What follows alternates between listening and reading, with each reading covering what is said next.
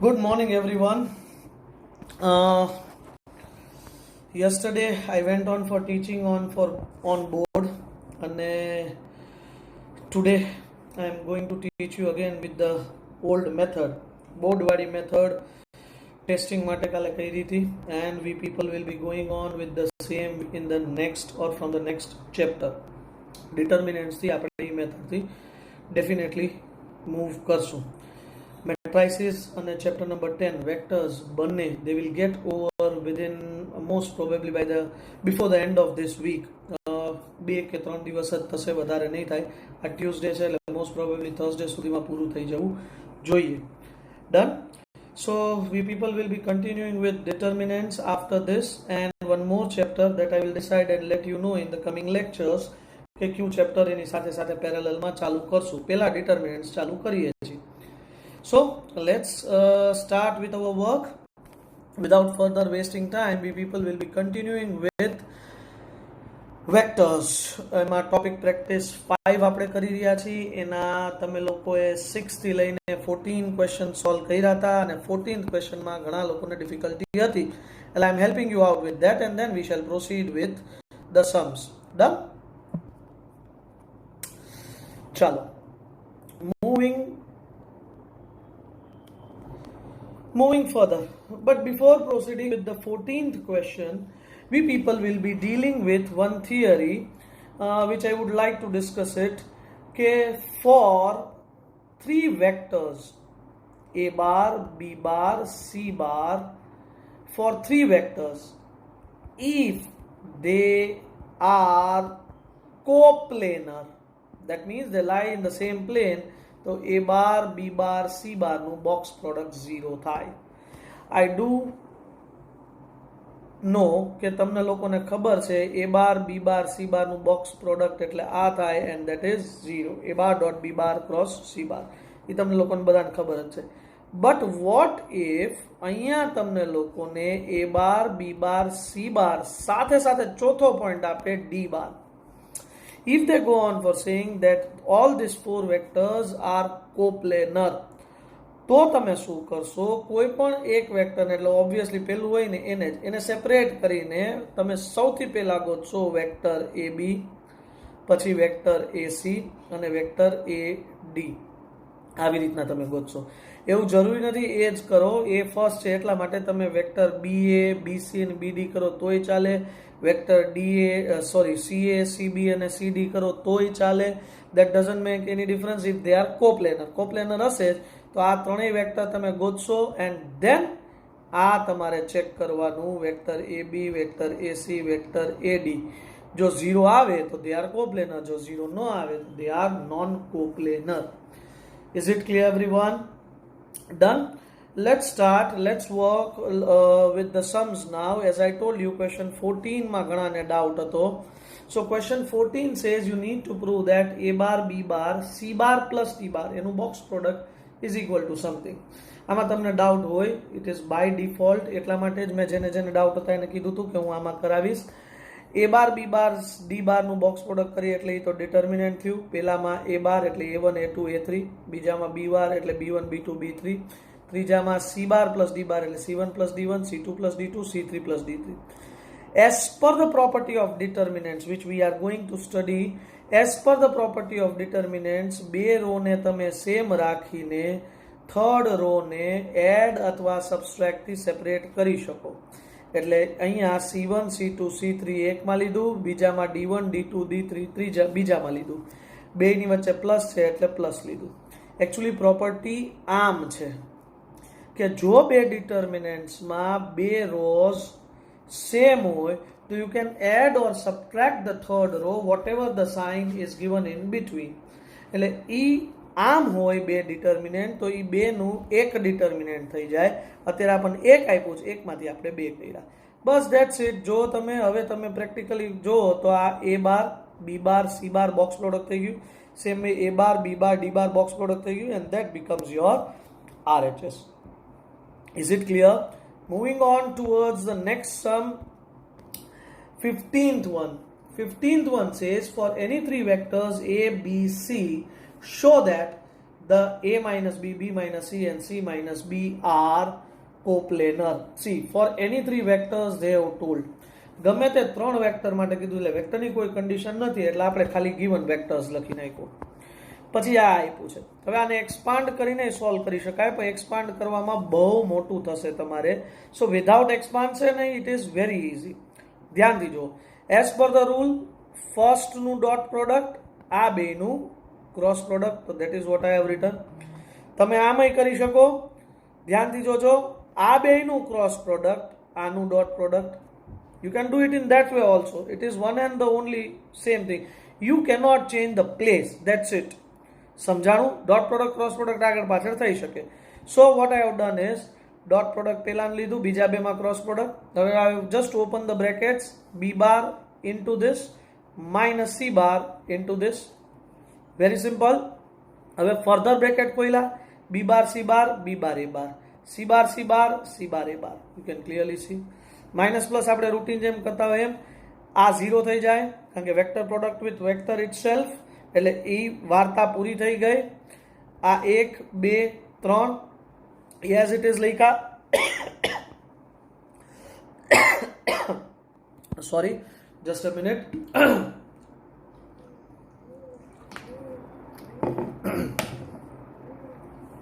So we went on for writing it as it is. હવે આ bracket ખોલશું. A bar minus B બારનું આની સાથે તમારે એક્સપાન્શન કરવાનું રહેશે. સિમ્પલ છે, ધ્યાનથી જોજો, સમજજો. I have done it for you. A bar dot first, A bar dot second, A bar dot third, એવી રીતના minus B bar dot first, second and third.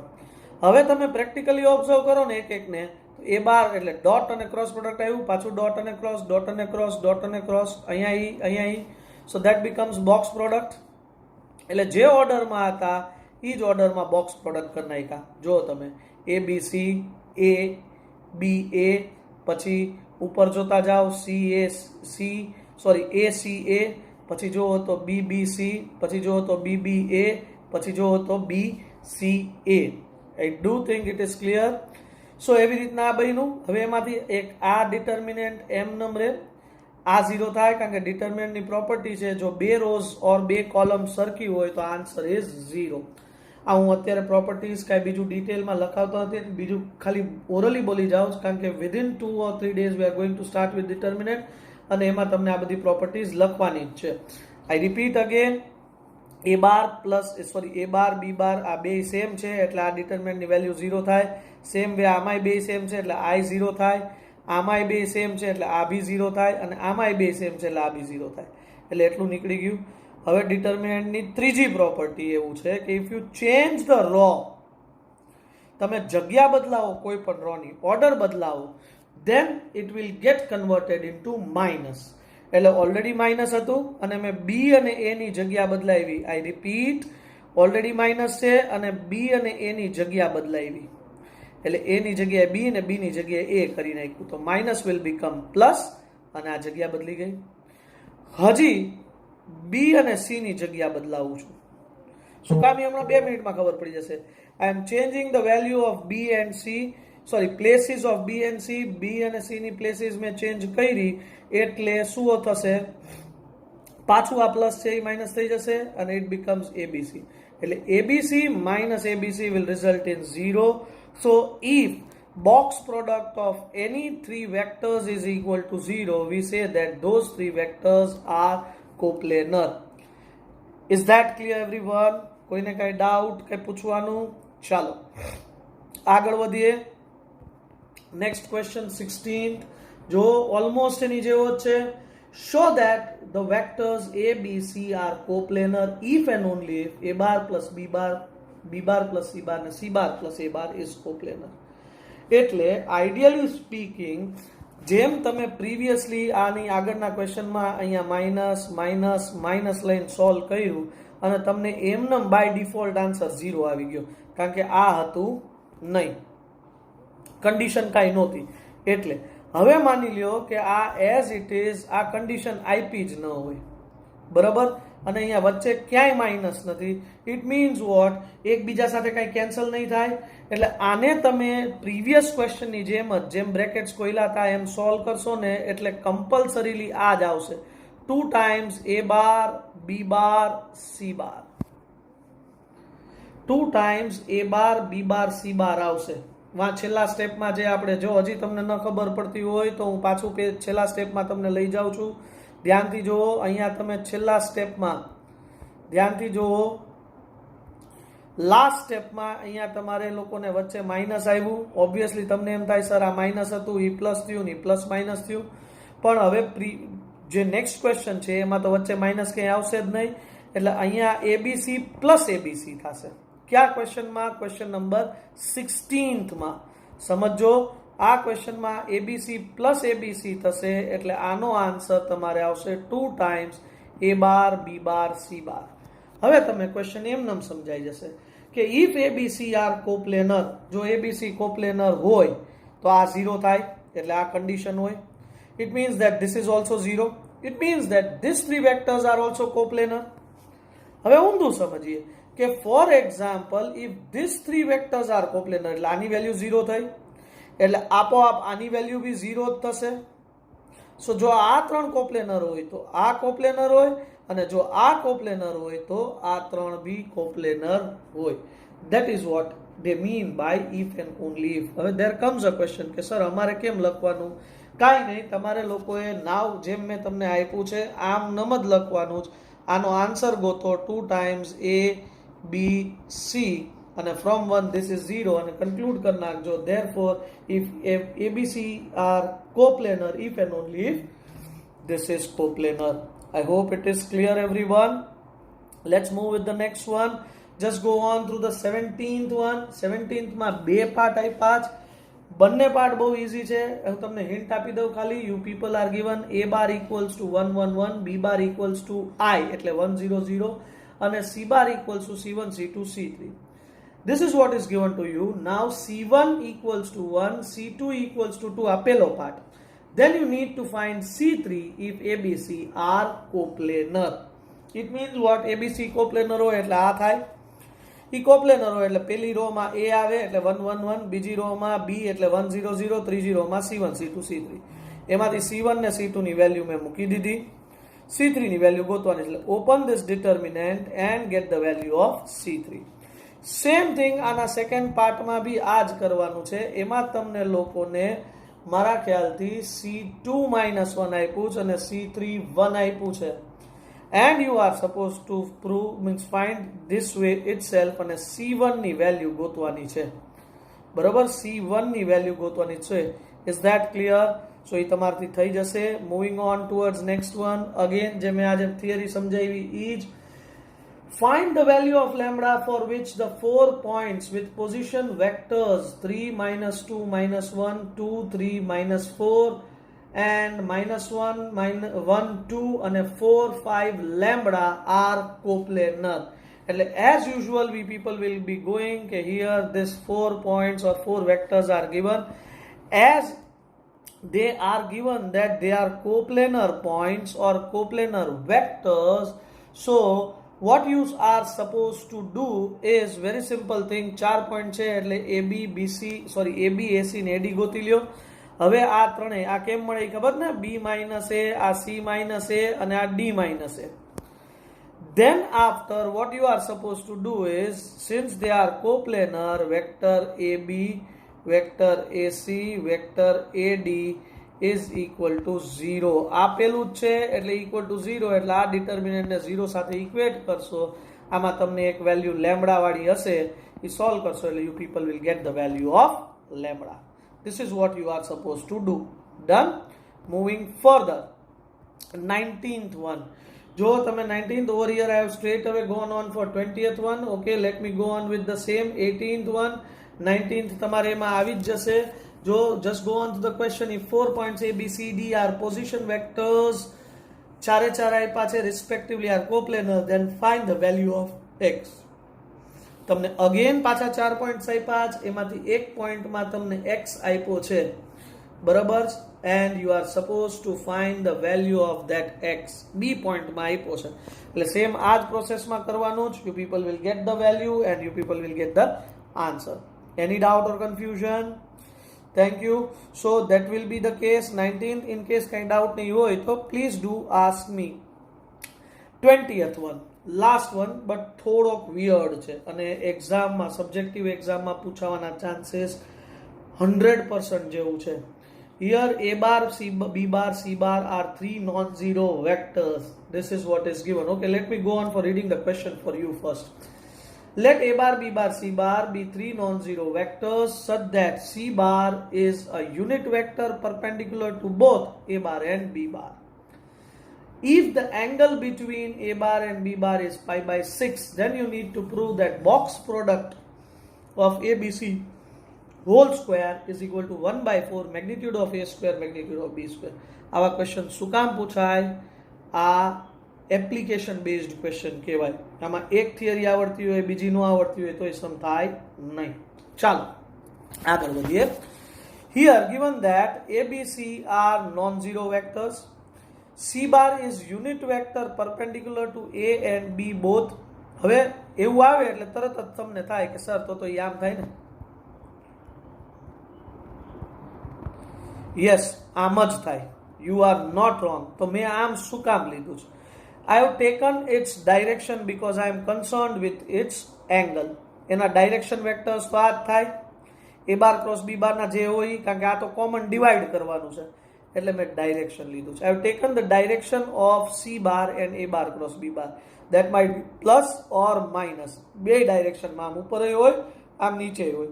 Anyways, એની ઉપરથી તમને એ ખબર પડે કે એંગલ જો C bar અને આ બે ઇક્વલ હોય, બે વેક્ટર્સ ઇક્વલ હોય, ઇટ મીન્સ ધેટ બેની વચ્ચે એંગલ શું હોય? 0. Either they are collinear or they are parallel. Either they are collinear or they are parallel. સમજાય છે? એટલે એની વચ્ચેનું એંગલ શું થઈ જશે? 0. So that is what is required. I am talking about directions. Direction of two vectors are same, so angle between them will be 0. આગળ વધીએ. Angle between them is 0 એટલે cos theta લઈ લીધું આપણે. If theta is the angle between the two, એ મારે લખવાનું રહી ગયું છે. You need to mention it over here. અહીંયા લખવું પડશે. If theta is the angle between them, અહીંયા લખવું પડે. Then you can move to the next one, that is this. So cos theta equals to c bar dot this upon magnitude of c bar cross c bar into magnitude of a bar cross b bar. એટલે આવ્યું cos 0 થશે. So એ cos 0 લખ્યું, આ denominator ને ઉપર લઈ લીધું એટલે આવ્યું cos 0 is 1. એટલે this is what is the answer. એ થઈ ગયું તમારે number 1. Also angle between a bar and b bar is pi by 6. હવે તમને એમ થાય કે સર એમાં તમે કેમ sin લીધું? કારણ કે મારે a bar cross b bar જોઈએ છે. મારે a bar dot b bar નથી જોતું, a bar cross b bar જોઈએ છે, એટલા માટે મેં sin લીધું. So sin pi by 6 A magnitude of a bar cross b bar any formula લખી. sin pi by 6 is half. આ ડિનોમિનેટર નામ લીધું એટલે a bar cross b bar ની વેલ્યુ આવી. આને નંબર 1 આપ્યું હતું, આને નંબર 2 આપ્યું. Now we people will be moving towards LHS. જો LHS આ આપ્યું છે એટલે મેં બ્રેકેટ્સ મેં તમને કીધું એમ આ બેને ભેગા કારણ કે એ બેની કન્ડિશન ભેગી છે એટલે a bar cross b bar dot c bar એમ ખોલ્યું. હવે from 1 a bar cross b bar dot c bar એટલે આ થશે. ચેક કરી લેજો, પ્રીવિયસમાં જ લખ્યું આપણે. એટલા માટે મેં આ તમને લોકોને ત્યાં લખાવ્યું હતું, એટલા માટે આપણે ત્યાં ગોઈતું હતું. a bar cross c bar dot c a bar cross b bar dot c bar એટલે આ થશે એનું હોલ સ્ક્વેર. એનીવેઝ એ પછીની વાત છે. a bar cross b bar એ બી આપણે ગોતી લીધું એટલે આ થયું. Now given that c bar is unit vector એટલે c bar નું મેગ્નિટ્યુડ 1 થાય એટલે એ 1 આ લઈ લીધું એટલે આ નીકળી ગયું.